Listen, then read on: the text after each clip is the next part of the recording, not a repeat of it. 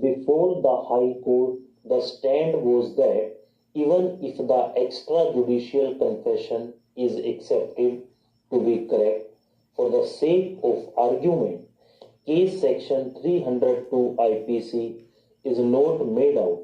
The stand of the prosecution was that the extrajudicial confession clearly showed both the intention and the knowledge. Accordingly, the High Court dismissed the appeal. The stand taken before the High Court was reiterated by the parties. In addition, learned counsel for the appellant submitted that there was no premeditation, and in the course of quarrel, a wooden log which was lying was picked up by the appellant in a heat of passion and assault was made. Only one blow was given, and therefore section 302 IPC in any event has no application.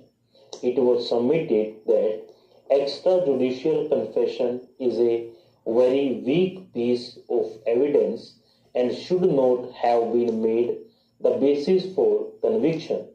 We shall first deal with the question regarding claim of extrajudicial confession, though it is not necessary that the witness should speak the exact words, but there cannot be vital and material difference.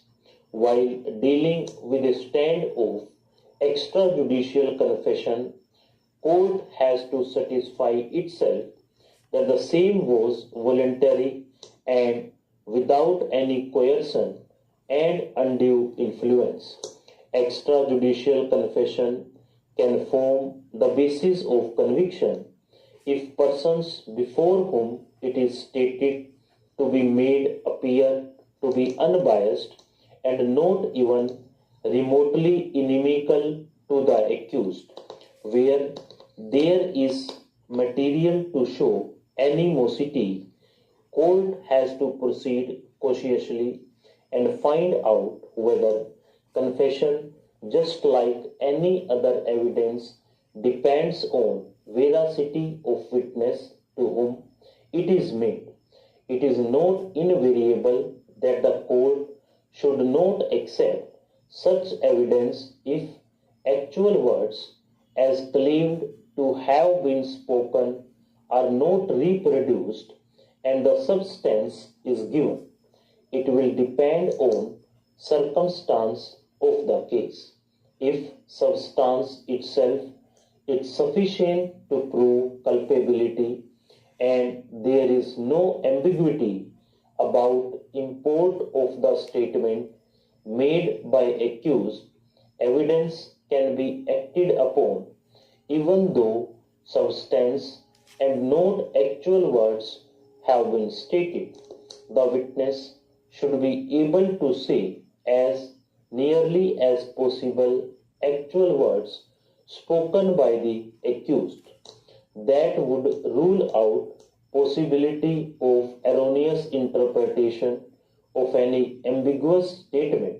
If word by word repetition of statement of the case is insisted upon more often than not, evidentiary value of extrajudicial confession has to be thrown out as unreliable and not useful.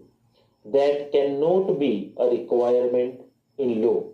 There can be some persons who have a good memory and may be able to repost exact words, and there may be many who are possessed of normal memory and do so.